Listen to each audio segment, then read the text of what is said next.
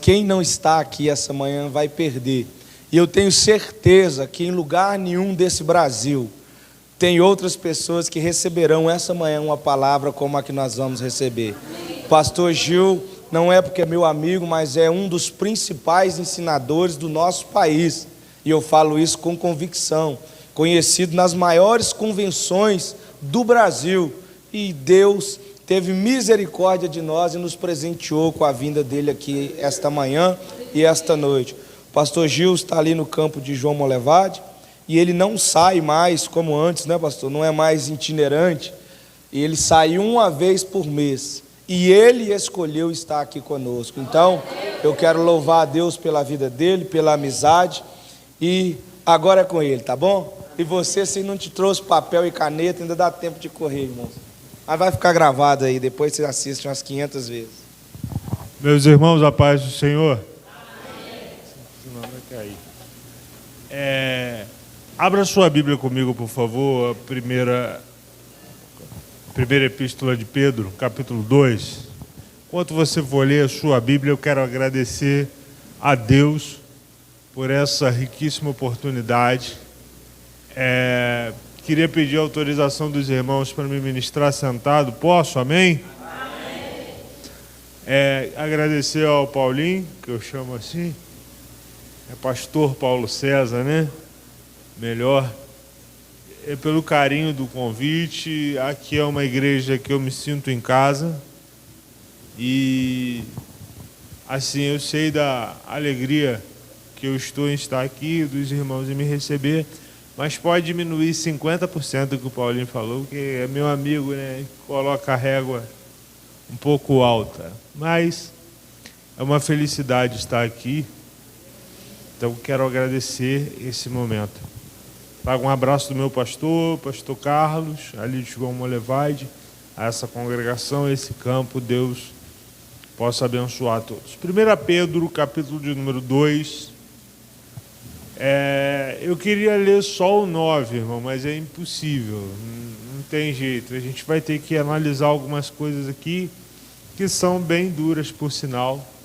Se ficar muito duro aí, você dá uma segurada no banco, que no finalzinho a gente tenta ajustar alguma coisa, tá? Vamos ler a partir do versículo 1. Diz assim a palavra de Deus. Deixando, pois, toda malícia, todo engano e todo fingimento, inveja e todas as murmurações. Desejai afetuosamente, como os meninos novamente nascidos, o leite racional e não falsificado, que por ele vedes crescendo, e sois, se já que provastes, que o Senhor é benigno. E chegando-vos para ele, a pedra viva, reprovada na verdade pelos homens, mas para com Deus eleita e preciosa. Vós sois pedra viva, sois edificados como casa espiritual, sacerdócio santo para oferecer de sacrifícios espirituais agradáveis a Deus por Jesus Cristo. Pelo que também na Escritura contém: eis que ponho em Sião a pedra principal, pedra de esquina, eleita e preciosa, e quem crer nela não será confundido. Assim para vós, os que crerdes, é preciosa, mas para os rebeldes é pedra que os edificadores reprovaram. Essa foi a principal pedra de esquina, uma pedra de tropeço e rocha de escândalo, para aqueles que tropeçam na palavra, sendo desobedientes, os que também foram destinados. Mas vós sois a geração eleita, sacerdócio real, nação santa, povo adquirido, para que anuncieis a virtude daqueles que vos chamou das trevas para a sua maravilhosa luz. Para fechar o nosso entendimento, vós que em outro tempo não erais povo, mas agora sois povo de Deus, que não tenhais alcançado misericórdia, mas agora alcançastes a misericórdia, e você diz amém? Podeis assentar em nome de Jesus.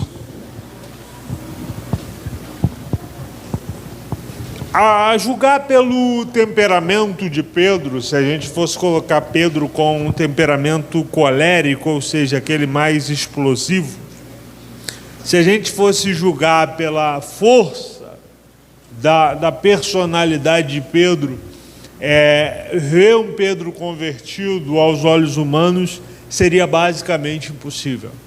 Se observe bem que ele anda quase 3 anos e meio com Jesus e ainda consegue carregar uma espada e cortar a orelha de uma pessoa, mesmo estando com Jesus ali todos os dias. Jesus, no seu último encontro físico com Pedro, ele chega a dizer para Pedro o seguinte: Pedro, olha só, quando você se converter, fortalece os seus irmãos. Quer dizer, você teve a possibilidade de andar comigo 3 anos e meio, eu nunca te enxerguei como uma pessoa convertida, mas mesmo assim nunca desisti de você. E quando você realmente se converter de verdade, você vai ter a capacidade de pastorear o meu rebanho, né? Pastorei os meus cordeirinhos.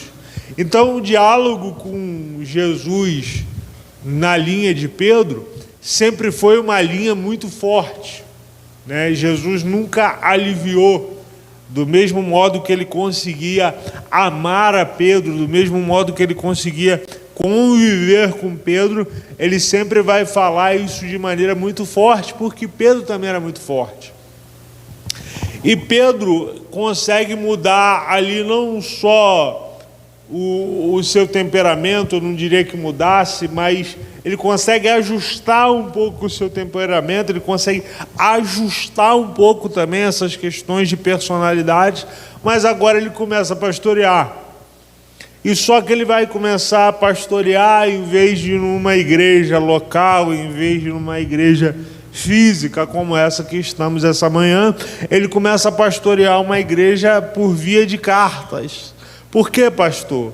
Porque os crentes estavam dispersos, porque estavam sofrendo perseguições. Então os crentes não tinham endereço fixo, por assim dizer. Eles se reuniam no lugar, ouviam a carta de um apóstolo, eram edificados por aquela carta e logo depois teria que cada um ir para o seu lado e daqui a pouco reunir novamente, daqui a pouco e cada um para o seu lado. Era assim que a igreja vivia. E quando a gente tem uma ideia de igreja primitiva, a gente sempre fala a questão mor, quer dizer assim, em tudo eles eram unidos, em tudo estavam juntos, no partir do pão, nas orações, na doutrina dos apóstolos, e parece que é uma grande bênção. Só quem está me ouvindo, por favor, diga amém. Amém. Mas toda a igreja, irmão, toda a igreja, Deus me livre de pastorear uma igreja igual à igreja primitiva, porque o povo estava disperso, o povo estava debaixo de perseguição, o povo estava morrendo na arena. Mas olha o que Pedro diz assim: olha, eu quero começar a conversar com vocês, mas primeiro, para mim começar a conversar com vocês, eu preciso que vocês deixem toda malícia, todo engano, todo fingimento, toda inveja, toda murmuração. Que isso, pastor? Pastor, a gente reuniu aqui, pastor, para ouvir uma carta do Senhor. A gente está debaixo de perseguição, a gente está morrendo, pastor. Como é que o Senhor não escreve uma carta mais afetuosa, né? Como é que o Senhor não escreve uma carta melhor, pastor? O Senhor está chamando a gente disso mesmo, pastor? O Senhor está chamando, não vocês, eu estou dizendo a igreja falando com Pedro. Pedro, pelo amor de Deus, Pedro, esse povo não vai voltar no culto, não. Eu imagino o dirigente, só quem está me ouvindo, diga amém. Amém. Como é que eu leio uma carta dessa no culto? Chegou uma carta do apóstolo Pedro aí, irmão, vamos reunir à noite. Com certeza tem palavras edificantes para a nossa vida, nós vamos vencer. Amém, igreja? Amém. Aí todo mundo reúne. Vamos lá, irmãos. Irmão, eu acho que essa carta aqui não era para a nossa igreja não, mas ela chegou aqui. Como é que é? Eu vou ler, irmãos. Eu vou ler, os irmãos seguram aí. Deixando toda malícia, todo engano, todo fingimento, toda inveja, toda murmuração. Como é que é isso, irmão? Tem certeza que ele escreveu essa carta para a gente mesmo? Veio com o endereço daqui, irmão. Desejai afetuosamente, como meninos nascidos de novo ou novamente nascidos, o leite verdadeiro, racional e não falsificado. Você vê que nós estamos em 2024 e parece que estamos numa guerra e dizendo assim, eles estão deturpando o evangelho, eles estão falsificando o evangelho. Esse problema não é de hoje, irmão, esse problema é antigo. Esse problema não nasce agora. Mas ele está dizendo assim, você quer realmente ter uma postura de uma geração que é eleita por Deus? Você quer realmente ter uma postura de nação santa, de um povo adquirido?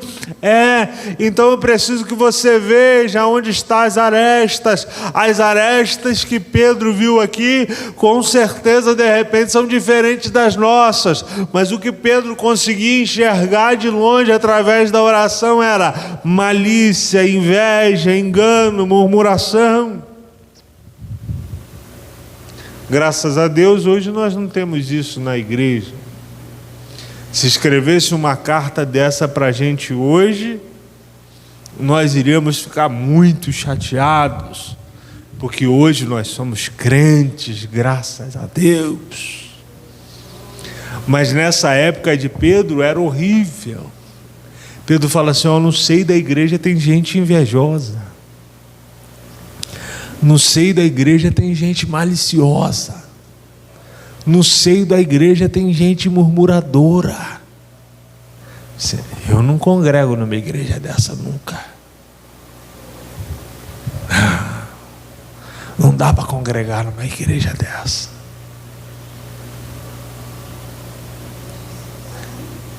Eu falo assim, vocês têm que nascer de novo, gente. Como assim? Hoje, se a Bíblia fosse escrito hoje, isso aqui não estaria na Bíblia, não. Hoje os crentes têm outro padrão, são perdoadores, graças a Deus. Pastor, o que o senhor está querendo dizer? Eu estou querendo dizer que Pedro ele faz um alinhamento de esquadro, e ele diz que eu e você somos pedras vivas. E ele falou assim, olha, Deus colocou uma pedra em Sião, mas ela foi rejeitada pelos homens. Ele falou assim, e vocês também são essa pedra. Só quem está me ouvindo, diga amém. Pedro está tentando ensinar para a igreja, onde você está? Está todo mundo bem com você? Todo mundo te abraça, você é mais ou menos o queridinho ali. Se você não consegue ser o enjoado da turma, lá no seu serviço, onde está todo mundo conversando sobre pornografia, você não, eu não mexo com isso não. Eu faço parte de uma outra geração.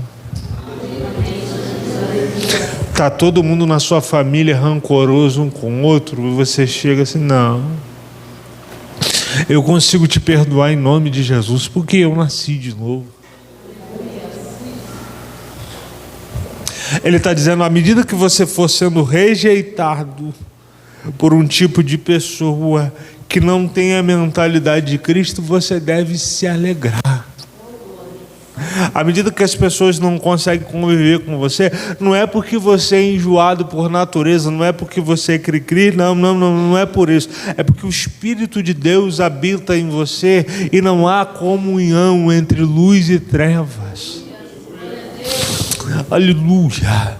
Pedro está dizendo mais ou menos o seguinte: olha, sabe, quando tem uma festa na sua casa, que você diz assim, pode vir todo mundo, não tem problema, mas lá não vai tocar forró, lá não vai ter cerveja. Aí todo mundo vai dizer assim, não, a festa na casa dele é enjoado, sabe? Não é aquele negócio que não vou botar uma cervejinha aqui porque eu vou respeitar quem está vindo na minha casa, eu vou ser aquela pessoa sociável, porque as pessoas estão vindo na minha casa, eu não bebo, mas se elas bebem eu vou honrar elas. E quando que elas te honram deixando de beber? Quando você vai na casa delas.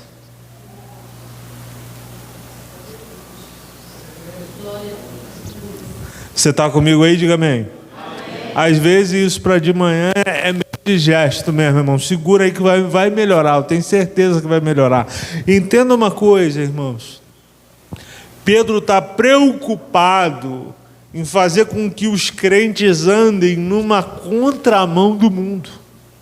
Ele está dizendo assim, gente, a gente precisa ajustar isso aqui, porque vocês não são qualquer tipo de pessoa.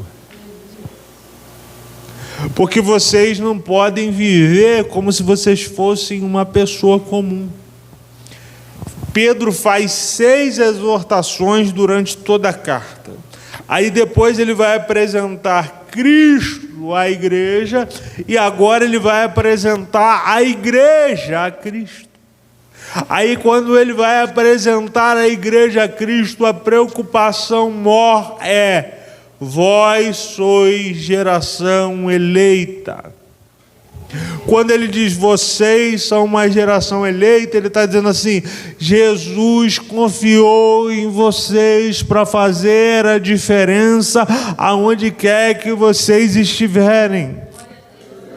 Jesus acreditou que vocês iriam estabelecer um padrão diferente, assim como eu mudei, assim como meu temperamento vem sendo transformado, assim como eu andei com Cristo 3 anos e meio, e mesmo assim não entendi quase nada do que ele estava falando, apesar de eu ser apaixonado por Cristo, apesar de eu dizer que morreria por ele, apesar de eu conviver 3 anos e meio com ele e ainda carregar uma espada, mas no final, em uma conversa íntima, ele disse para mim, Pedro, você ainda precisa se converter. Sabe qual é o nosso principal mal, irmãos? É que a gente vai passando um tempo dentro da igreja e nós corremos o risco de pensar que nós se convertemos. Só que a gente tem um problema, irmão. Repita comigo assim, convivência. Diga mais forte, convivência. Não muda a essência. Aí que é o problema. Porque Pedro conviveu com Jesus 3 anos e meio, mas não mudou a sua essência. Judas conviveu com Jesus 3 anos e meio e não mudou a sua essência. Estar no mesmo lugar que os outros estão não vai mudar a sua essência. Servir ao mesmo Deus que os outros servem não vai mudar a sua essência. Pastor, o que muda a minha essência? O novo nascimento. Nascer de novo. É só isso que muda a essência. Porque a convivência te dá uma carteira de membro, como eu tenho a minha. Eu não sou diferente de vocês. A convivência te dá uma carteira de membro, mas ela não te leva para o céu, não. A convivência pode te deixar até participar da ceia. Você está convivendo, está congregando, mas e a essência que está por dentro? Ô, irmão, foi vocês que escolheram o tema, não fui eu. Briga comigo não, em nome de Jesus. Briga comigo não. Quando a gente fala de geração eleita, Pedro está falando assim, olha, essas coisas falsificadas que tem por aí, larga disso. Volta para a essência. Por quê, pastor? Porque ele está tentando dizer assim, Vocês são um sacerdócio real, uma nação santa. Sabe qual era a vontade de Deus? Para Israel e para nós? A vontade de Deus não era ter um pastor. A vontade de Deus não era ter um sacerdote. Ele queria mesmo que todo mundo fosse sacerdote. Que tivesse uma nação inteira de sacerdotes. Para ser uma nação onde as pessoas olhassem e dissessem: ali é a nação em que eu quero estar. Sabe o que Deus propôs para o povo? Só quem está me ouvindo, diga amém. Deus falou assim: amanhã reúne todo mundo lá na beira do Monte Sinai. Eu vou fazer o seguinte: vai descer miríades e miríades de anjos, e esses anjos vão descer com a minha palavra, e eles vão colocar a minha palavra dentro do coração do povo. Amanhã, em Moisés, marca com o povo. Aí o povo, quando chegou no outro dia, a Bíblia diz que Deus desce no Sinai. E o Sinai começa a fumegar e tremer. A Bíblia diz que o monte começa a balançar. O povo olha um para a cara do outro e fala assim: Moisés, faz o seguinte, senhor. Nós não queremos mexer com isso não. Sobe só você lá. Nós não vamos subir junto com você não, que nós estamos com medo de morrer. Aí Moisés: vamos. Deus vai colocar dentro do coração de vocês a palavra. Não, Moisés, você faz o seguinte: você vai lá e ouve. E quando você ouvir, você traz para nós. E o que você falar, a gente obedece. Aí Moisés sobe sozinho. Aí é lógico que a Bíblia não diz isso, sou eu que estou falando. Quem sabe Deus: Moisés, o que aconteceu? Cadê o povo? Eu dei oportunidade para todo mundo estar aqui com você. Aí o povo ficou com medo, Deus. O povo quis subir não. E agora, Moisés? Não sei. Moisés, eu ia colocar a lei dentro do coração do povo, que aí o povo não ia errar. Sabe quando o salmista disse: coloquei a sua palavra no meu coração? Era essa a ideia principal de Deus, que a lei estivesse dentro do coração de cada um, para não só termos uma convivência, mas temos uma essência dentro de nós. Mas o povo não quis. Aí Deus falou: pega 2 pedras aí. Eu vou escrever nessas 2 pedras, você leva. Mas a vontade de Deus nunca foi essa. Deus nunca teve essa vontade de escrever nada em pedra. Imagina se hoje você, se eu, se nós abríssemos o coração para Deus vir com o seu dedo e escrever as leis dentro do nosso coração.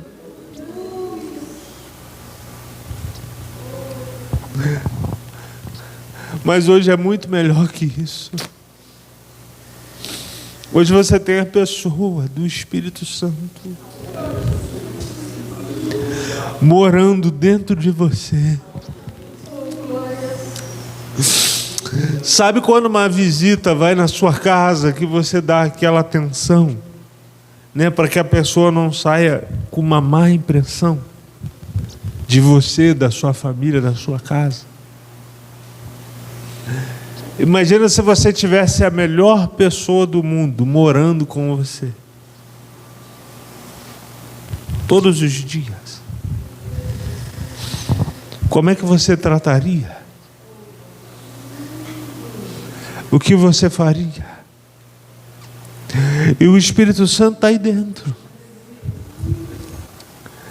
E às vezes nós temos a capacidade de o tratar como qualquer pessoa. Porque essa ideia que o Espírito Santo é a terceira pessoa da Trindade, e isso é um recurso teológico para que a gente entenda algo chamado Trindade. Mas em lugar nenhum está escrito que o Espírito Santo é a terceira pessoa. A Bíblia diz que Deus é um só. Porque o que adianta você ser a terceira pessoa mais amada da vida de alguém? Quem quer essa posição? Ninguém quer. E quando a gente diz que o Espírito Santo é a terceira pessoa da Trindade, parece que a gente está colocando em grau de importância. Não, o Pai é o primeiro, o Filho é o segundo, e o Espírito Santo é o terceiro. Mas a Bíblia não tem essa concepção. A Bíblia diz que eles são um. O grau de importância é o mesmo. Quem é mais velho vai entender o que eu estou falando melhor. Você lembra daquele som 3 em 1? Estragou uma peça, estragava tudo. Não funcionava mais nada. Se você não estiver bem com um, você não vai estar bem com ninguém. Essa é a principal questão. Quando Pedro está escrevendo para essa geração eleita, ele está dizendo assim: olha, vocês são programados para serem, têm oportunidade de ser uma nação de sacerdotes. Sabe, em todos os lugares que vocês chegarem, vocês estão como sacerdotes. Em todos os lugares que vocês chegarem, vocês representam uma nação de santidade. Eu posso apertar só mais um pouquinho o parafuso? Amém? Amém? Amém? Amém. Como é que está a nossa santidade, irmãos? Porque santidade não é o tanto que eu tenho de Deus, não. É o tanto que Deus tem de mim. Porque a maioria de nós, em uma visão equivocada, a gente pensa assim: não, peraí, eu oro mais do que você, eu sou mais santo do que você, eu jejuo mais do que você, eu sou mais santo do que você, eu leio mais a Bíblia do que você, eu sou mais santo do que você, eu entendo mais da Bíblia do que você, eu sou mais santo do que você. Na verdade, a única régua, a única métrica, a única medida de santidade que a gente tem, que eu possa me medir, é Deus. Se eu falar que eu estou mais santo do que Deus, aí eu estou bem. Mas eu falar que estou mais santo do que você, para Deus, nem para mim, nem para ninguém, resolve nada. Resolve nada. Ele diz assim: sede santo, porque o seu irmão é santo. Não. Ele falou assim: sede santo, porque eu sou santo. Se você quiser entrar nessa vibe, nessa medida de comparação, se compara comigo então. Comigo você pode se comparar. E ser santo é uma coisa, ser perfeito é outra coisa completamente diferente. Você pode ser santo sem ser perfeito. Pastor, não entendi nada. Vou te explicar.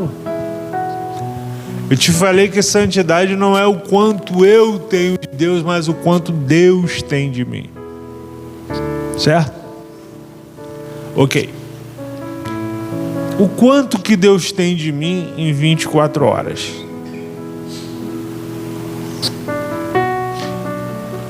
Porque um culto de 2 horas cansa a gente. Cansa. Cansa, pai? Cansa. Eu sei que cansa. Mas se você viesse à igreja todos os dias que você não vem, você não vem à igreja todo dia, e você ficasse aqui 2 horas todos os dias, você ainda teria 22 horas para viver fora daqui. Todo dia. Então não adianta a gente entrar no nível de performance e achar... E eu tô junto com vocês, tá, irmão? Eu tô falando aqui para vocês de irmão para irmão. Nós acharmos que somos super crentes, que não vai dar certo. Não tem como funcionar. O tanto que a gente se dedica, não tem. Não tem como. Só quem está me ouvindo, pelo amor de Deus, diga amém. Ok. Se você é um ótimo crente, você vem à igreja 3 vezes na semana. Um ótimo crente. Se você é um excelente crente, você vem na igreja 4 vezes por semana. Tá ok? Então você vem domingo 2 vezes, de manhã e à noite. Você vem no culto de estudo e você vem no culto público 4 vezes, está excelente. 4 vezes 2, 8. É uma conta básica. Então, 8 horas por semana você vem na igreja. E aí você tem todo o resto das 32 horas semanais, se fosse colocar a nível de serviço, você está fora da igreja. Então, na realidade, você passa muito mais tempo fora da igreja do que na igreja. Agora você imagina uma pessoa que só vem na igreja no domingo. Você imagina aí a pessoa fala assim: ah, pastor, mas eu não tenho tempo, a minha vida é muito corrida. Você tem tempo. O que você está fazendo é administrar mal o seu tempo. Aí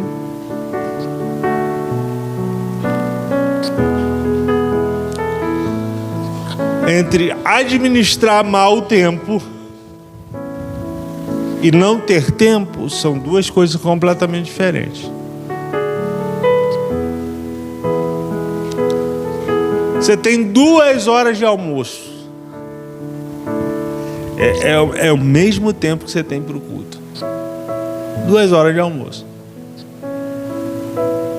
E você não quer que o horário de almoço acabe nunca. Mas o culto ele precisa acabar. O culto ele tem que acabar. De qualquer jeito. O horário de almoço sempre não passou rápido, né? O horário de culto a gente diz assim: nosso Deus, isso não vai acabar, não? Esse pastor não vai parar de falar aí na frente. Não sentou aí, tá falando igual a nega do leite e acha que eu sou obrigado a ficar aqui. Então, quer dizer, é uma perspectiva de como a gente encara o nosso serviço, a nossa convivência e o nosso tempo para Deus. Aí invertemos a situação. Agora eu preciso de Deus.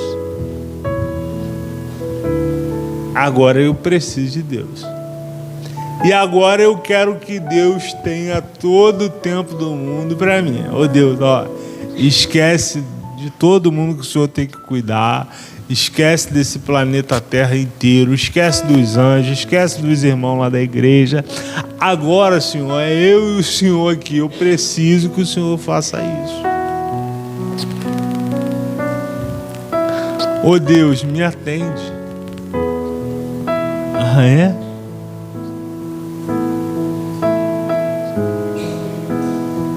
Eu estou construindo um relacionamento com Deus ou eu estou construindo um processo de idolatria? Porque o que é a idolatria na essência? A idolatria na essência é quando eu crio um Deus para satisfazer as minhas necessidades. Isso é que é idolatria.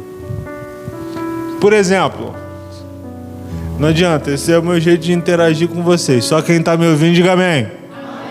Quando eu digo de criar um Deus para satisfazer as nossas necessidades, é o seguinte: tinha aquela mulher encalhada, não casava com ninguém, não saía, não tinha jeito. Aí o padre virava e falou assim: ó, tem o Santo Antônio. que é o santo casamenteiro. Então você vai começar a rezar para o Santo Antônio, e que o Santo Antônio vai te responder, vai te dar um casamento legal. É mesmo? É. Aí eu vou lá no pé do Santo Antônio e digo: ô Santo Antônio, estou precisando casar. Precisando casar. Aí, por cargas d'água, por consequências da vida, ela consegue casar. Aí o Santo Antônio se torna o santo casamenteiro. Até fulana casou aí, que milagre, né? Grande. E aí eu vou construindo Deus, ou deuses, ou santos, para satisfazer a minha necessidade. Em Israel não chove. Não, tem Baal, que é o Deus da colheita. Vai chover, vai cair água. Pastor, não estou entendendo nada. Vai entender agora. Eu construo um Deus de acordo com a minha necessidade. Eu preciso de uma porta aberta de emprego porque eu estou desempregado. Então eu vou construir esse Deus para mim. Eu vou lá na igreja, vou fazer meus votos, vou no culto direitinho, porque eu preciso que Deus me atenda.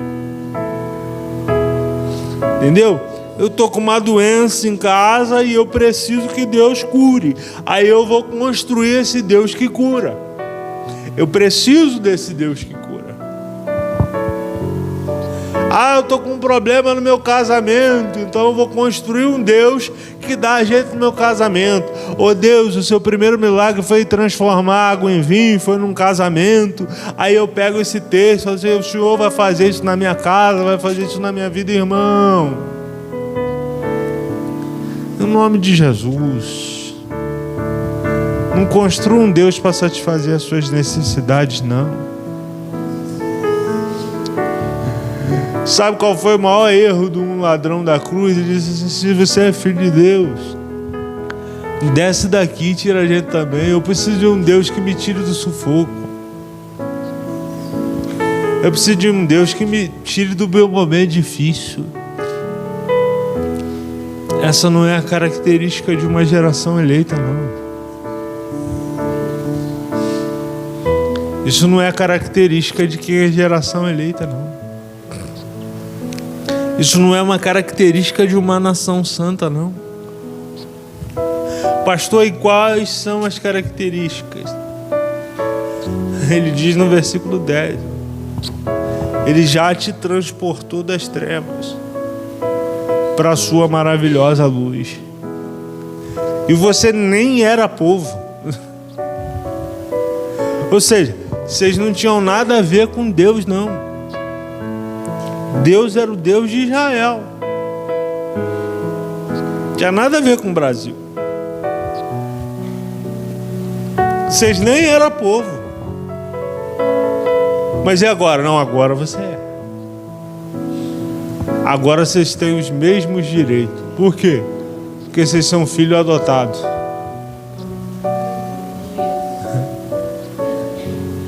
E o filho que é uma vez adotado, irmão, não adianta o pai querer ir na justiça e falar assim: não quero desadotar esse menino. Não tem jeito não.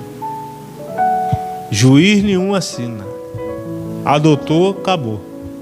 Já era. E se chegar lá com uma foto do menino, depois de muito tempo, por algum motivo o pai descobriu que ele não era pai, que é filho de outro, mas se chegar na frente do juiz, o juiz pede só uma foto. Sim, tem esse homem aqui, esse homem aqui. Quem que é seu pai? Ele aponta para assim: meu pai é esse aqui. Acabou. Já era. O juiz: não, você que é pai mesmo. Fica que o filho é seu. E é desse jeito. Como é que a gente transfere isso para Deus, pastor? A mesma coisa. Deus adotou? Adotou. Está adotado. Agora, se o filho vai começar a aprontar, se o filho vai querer sair de perto do pai, se o filho não vai nem querer saber do pai, aí é uma atitude do filho. Agora, em relação ao pai, o pai está tranquilo. Se o filho vem... Posso apertar só a última vez, só mais um pouquinho? Se o filho vem no culto uma vez por semana, se o filho só vem no culto da Santa Ceia, se o filho não aparece, se o filho não congrega, o pai não diz assim, vou te deserdar não. Você que está se afastando de mim. Se você se afastar de mim, aí eu não... Mas quando você quiser voltar, tenha certeza. Você é filho do mesmo jeito. Se você quiser chegar para o lugar onde eu te quero de novo, você é filho do mesmo jeito. Essa é a maior questão desse texto. Por quê? Porque Pedro aqui está ensinando como é que a gente rege a questão de um culto a Deus. Ele está ensinando o seguinte: olha, vocês precisam se comportar como um povo que foi adquirido. Vocês não eram povo, não. Deus foi lá e adquiriu vocês. É porque, graças a Deus, irmão, a gente nasceu nessa época. Mas a ideia do texto aqui é o seguinte: um grande mercado de escravos. E os escravos estão todos à venda. E cada um dá o preço que achar que é justo. Aí chega um senhor, diz assim: eu quero todos. Mas todos, todos, sem exceção. Os fracos, os fracos. Você não quer levar só os melhores? Falou, não quero só os melhores, não, quero todo mundo. O fraco, o doente, o problemático, pode trazer todo mundo. Eu vou pagar por todos. Enquanto o mundo quer selecionar os melhores, Deus está dizendo assim: ei, você com a sua fraqueza, com as suas debilidades, com tudo de ruim que você tem, eu te adquiri do mesmo jeito. Agora, dá para você honrar o seu Senhor? Não? Eu só estou pedindo honra. Dá para você ser grato ao que eu fiz por você? Dá para você ser mais agradecido por eu ter te tirado desse mercado em que as pessoas não iriam te valorizar, em que as pessoas não iriam fazer o que deveriam fazer? Dá para você ser um pouco mais racional em relação a isso? Vê se não é isso que ele disse aqui. Ele disse assim, versículo 2: desejai afetuosamente, como meninos novamente nascidos, o leite racional e não falsificado, para que por ele vai descrescendo. Fala a verdade, irmão, o quanto nós já crescemos na presença de Deus. Mas dava para ter crescido mais, não dava não?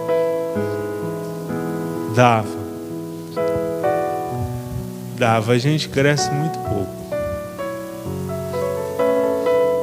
O camarada faz 6 anos de medicina aí, já está no posto dando dipirona para Deus e o mundo.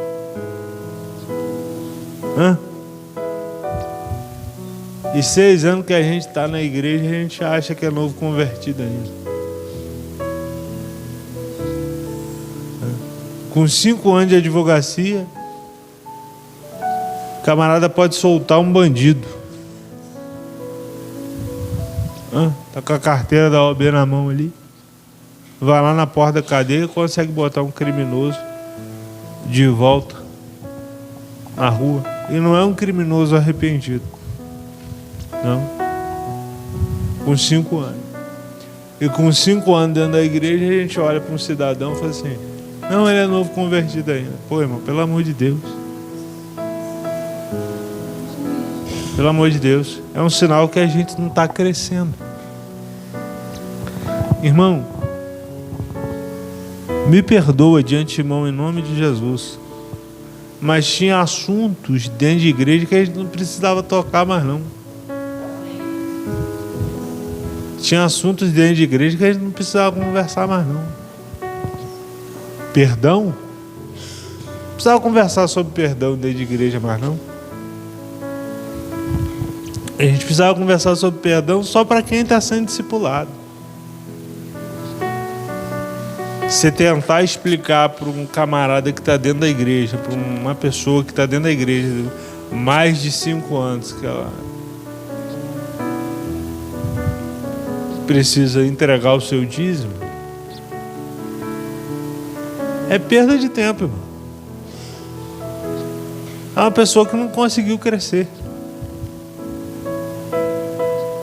Simples. É simples. Ela não conseguiu crescer.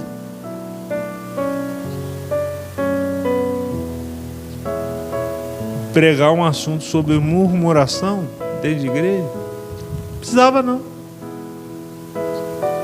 Ele está dizendo assim, ó, se você mantém o seu culto com racionalidade, você começa a entender tudo isso. O porquê das coisas. Sabe o que falta pra gente? E eu tô no meio, tá, irmãos? É o que eu falei com vocês. Eu tô nesse mesmo bojo. O que falta pra gente é frequência. O que falta pra gente é santidade. Porque a gente tem a nossa tabela de santidade. É impressionante. Todo mundo ele tem a própria tabela dele de santidade. É igual o cara lá fora que está no mundo. E eu já... rapaz. Já tem 40 minutos que eu estou falando, é isso mesmo? É isso mesmo. É isso mesmo. Tem mais 10 minutinhos, só aguenta a mão aí que eu já estou terminando. Igual quando a gente fala para alguém que está no mundo, eu falo assim, não, eu não bebo, eu não fumo, eu não faço mal a ninguém. Por que eu vou para o inferno? Primeira coisa que ele fala. Uns que são mais ousados, vou aproveitar que está sendo gravado, diz assim, a Bíblia foi escrita por homem, irmão, deixa de ser bobo.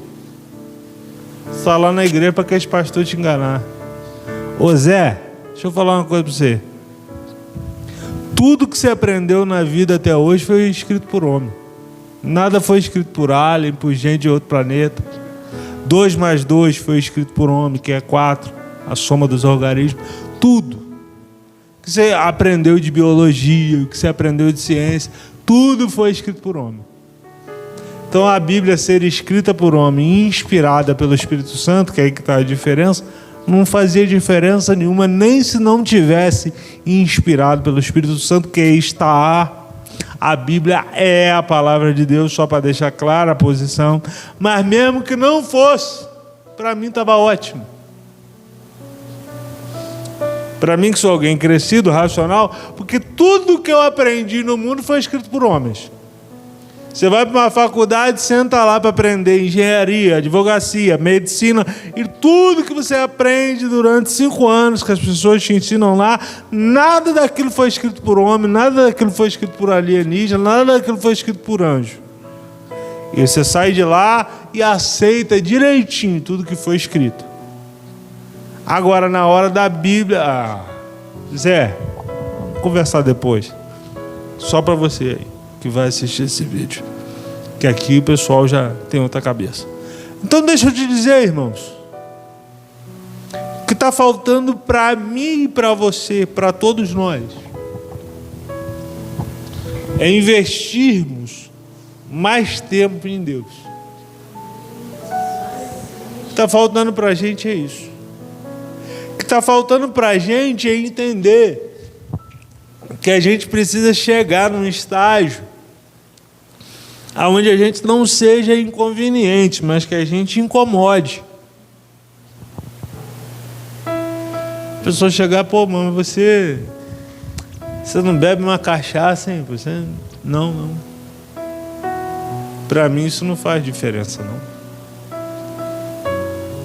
Pô, mas você não conta uma piada aí? Não. Tranquilo. Eu estou super bem assim, para te falar a verdade.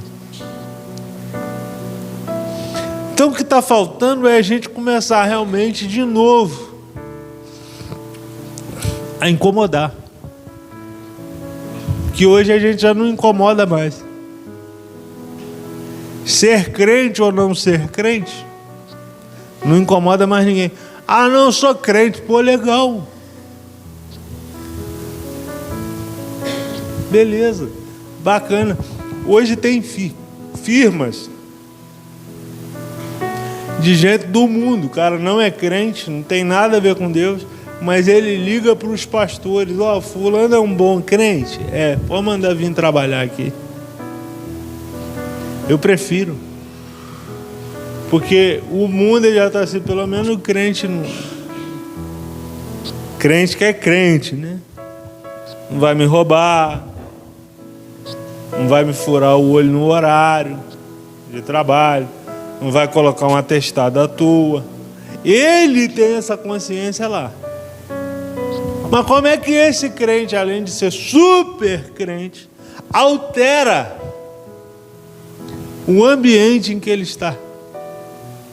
A ponto do camarada falar assim: não, eu não posso andar com você não, senão eu vou virar crente também. Deixa eu sair de perto de você. Porque quando você ouvir isso de alguém, você está no caminho certíssimo.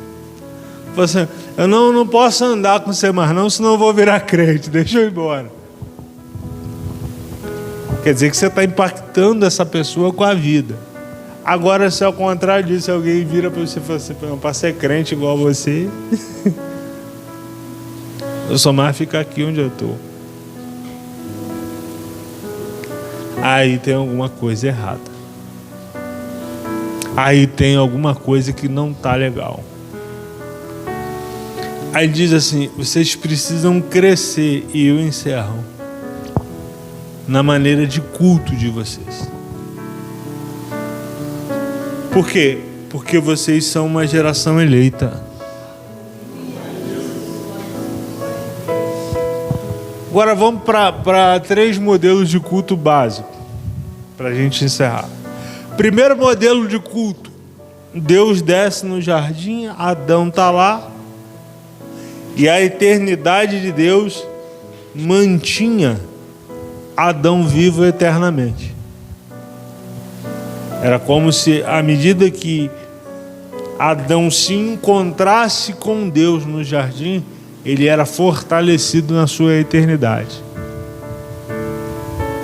Daí a ideia de que quando ele perde a visita de Deus, ele consegue viver 930 anos. Por quê? Porque a eternidade que o mantinha vivo, ainda que Deus se separa dele, ele ainda consegue viver 930. Porque ele estava extremamente saudável. Por causa que a eternidade de Deus o mantinha. Quanto mais longe você vai ficando de Adão, menos o ser humano vai vivendo. Você vê que hoje os maiores investimentos de quem realmente tem dinheiro é a longevidade de vida. Ele quer dar um jeito para saber como é que ele vai viver mais. Aí tem uma galera doida, e tá certo, tá errado não, querendo emagrecer a qualquer custo, vira na Ozempic, faz o suplemento, faz a bariátrica.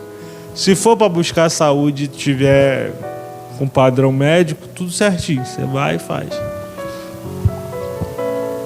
Mas o que mantém realmente uma pessoa viva por muito tempo? É o quanto ela carrega de Deus dentro dela. Você vê que esses crentes mais antigos custava morrer demais. Você olhava para o púlpito assim, dava quase uns 500 anos, se contar tudo junto, todo mundo junto. Não, ali tem mais ou menos 500 anos. Eu lembro que eu consegui tirar uma foto com meu sogro, pastor Adão, consegui tirar uma foto com o pastor Antônio Rosa, com o pastor Ari de Caratinga e com o pastor Salatiel de Valadares. Eu falei que tem quase 600 anos, se juntar tudo. Eu tenho essa foto, estava lá no meio. Então esses homens mais antigos que realmente se envolveram na obra de Deus e deram sua vida, eles viveram muito. Viveu muito porque... Não, viveu muito porque estava mais perto de Deus.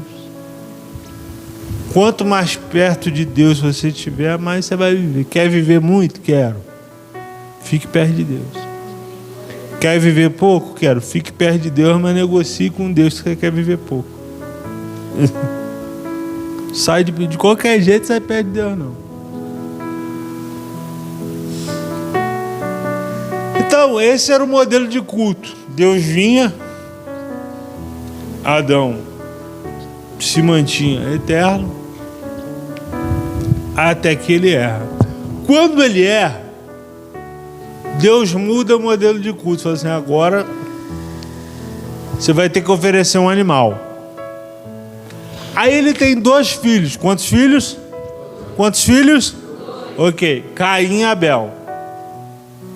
Aí os 2 agora vão oferecer o seu culto.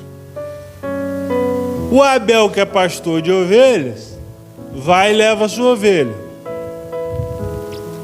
O Caim, que é lavrador da terra, vai e leva os seus frutos. Até aí tudo bem. Mas vamos lá. Pensando que a gente ainda não tinha o livro de Levítico escrito, que é lá onde vai dizer sobre as ofertas de cereais, é lá onde vai dizer sobre os frutos da primícia como oferta. Você só tem ali o Gênesis funcionando. Culto era para você levar cordeiro. Caim leva do fruto do seu trabalho.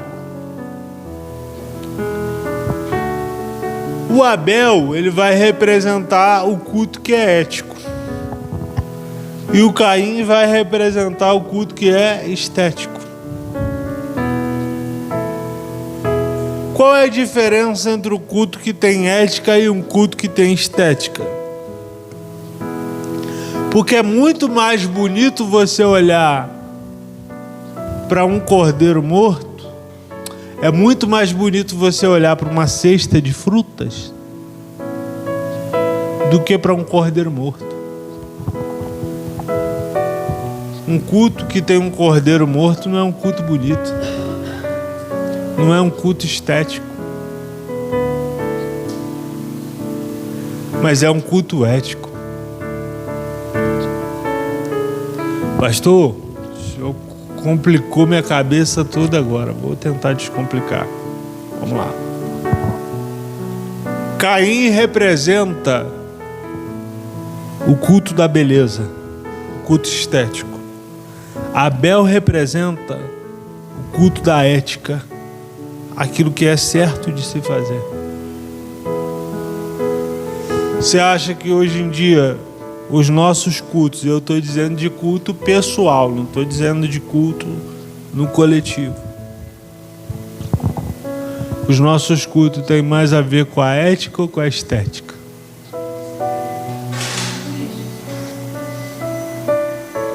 Aí que está o problema.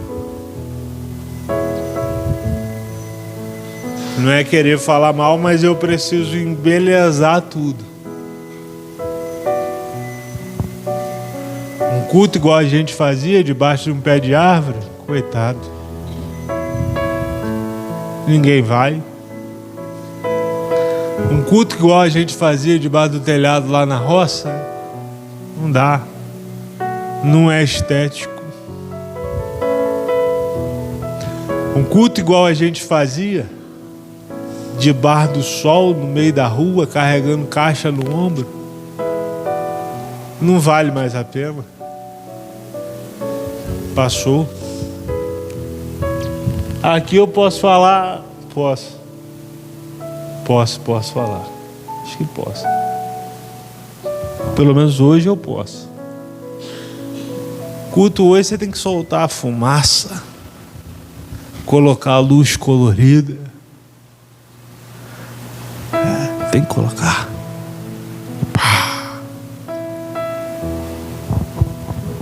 Porque se eu botar um cordeiro morto, não satisfaz não. Se eu apresentar a figura de um cordeiro morto, ninguém quer vir nesse culto. Esse culto não tem graça. Esse negócio, não, coitado. Mas aí Pedro está dizendo assim: meus filhos, não pensa num culto de estética não. Porque ele fala assim: quem crê nesse culto de cordeiro morto e ressuscitado, ele nunca vai ser confundido. Quem crê num culto baseado na ética, ele nunca vai tropeçar, nunca vai ser pedra de tropeço para ninguém, ele nunca vai gerar escândalo. Não, não, não. Esse culto da estética que diz assim: manda um pix para mim que eu tenho uma revelação para você. Não fica chateado comigo não, irmão. Esse culto não existe. O culto ainda é cordeiro morto. O culto ainda é cordeiro ressuscitado. O culto ainda deve ser Cristo como centro de todas as coisas, dizendo assim: eu posso ser rejeitado pelos homens, mas eu ainda sou geração eleita. Eu posso não ser aceito por ninguém fora desse mundo, mas eu ainda sou uma geração eleita. Ele diz: se eles rejeitaram a pedra principal, você acha que não vai rejeitar vocês? Se eles conseguiram ofender a Jesus, você acha que não vai ofender vocês? E aí, passei do horário, mas tudo bem, a gente ora. Eu queria que você entendesse, irmão, que ser uma geração eleita não é privilégio para muitos. Não é. Mas que você, eu, nós podemos alcançar esse privilégio. Basta a gente melhorar a nossa santidade. E o que é santidade, pastor? O quanto Deus tem de mim.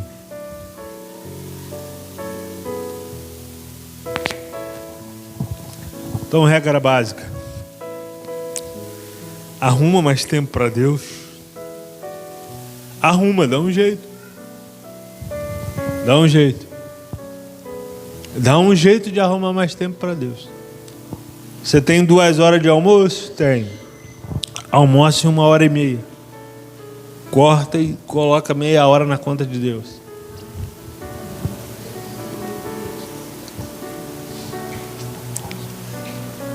Você mora aqui perto da igreja? Mora. Vem na primeira oração antes de você ir para o trabalho. Arruma mais tempo. Você joga futebol 2 vezes na semana? Joga. Passa a jogar uma só. Você tem noção de quanto uma série de 10 episódios na Netflix te toma de tempo? Que você podia estar investindo para Deus? Divide. Estou pedindo para você parar de fazer nada do que você está fazendo. Eu não sou aquele pastor chato. Aliás, eu acabo sendo chato porque alguém tem que ser chato nesse mundo. Tem jeito. Se todo mundo for gente boa no mundo, estraga o mundo. Então, eu fico sendo chato. Tem problema. Mas vamos lá. Dá para você administrar esse tempo melhor, irmão. Dá para você arrumar mais tempo para Deus. Dá para fazer. Pô, se uma resenha com um amigo, aquele amigo que você gosta de conversar com ele, é bacana. Imagina se você conseguir começar a conversar assim com Deus. Seja sincero, irmão. E eu oro com você e por você agora, de verdade. Que agora eu já estourei todas as possibilidades. E eu falei 1h10, tá, irmão? Se você cansou, à noite tem mais. Se você gostou, à noite tem mais. Amém? Ok. Imagina uma pessoa que você não tem o mínimo de convivência. O mínimo. Não tem. Você vai sentar com ela no primeiro dia e vai te contar o seu pior problema? E você vai esperar que ela conte o seu pior problema para você? O meu problema é que quando eu dobro o joelho para orar, eu acho que Deus vai, no primeiro dia, vai falar assim: não, tá tranquilo, vamos conversar aqui, tá tudo certo, me fala tudo que eu vou falar tudo para você também, tá tranquilo. Não, irmão. Diga assim: Deus. Diga: Deus é uma pessoa. Ele não é uma energia. Ele é uma pessoa. Deus vai reagir com você como uma pessoa em determinados pontos. Não em todos os pontos, porque Ele é Deus. Então, no quesito misericórdia, abraçar, te entender, Ele vai te entender como Deus. Mas em vários quesitos, outros quesitos, Ele vai agir com você como uma pessoa. E para isso você precisa construir um relacionamento. Não em que Deus confie mais em você, mas você precisa confiar mais em Deus. Você não pode ir para uma oração cheia de reserva. Porque Deus sabe tudo sobre a sua vida. Engraçado que Charles Spurgeon, ele fala uma frase assim: quando alguém estiver falando mal de você, não se assuste. Você sabe que você é muito pior que isso. E a verdade é essa, irmão. Se tiver alguém falando mal de você, não briga não, você sabe que você é pior do que estão falando. Lá no fundo você sabe, você não vai admitir para mim, nem precisa, mas eu também sei. A gente sabe, Deus sabe. Então quando a gente chegar para falar com Deus, tira a nossa reserva, coloca a nossa confiança, porque você faz parte de uma geração que é eleita. Amém? Pai, eu oro em nome de Jesus essa manhã.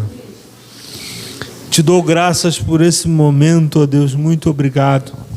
Que o nosso culto, ó Deus, seja o culto da ética e não o culto da estética.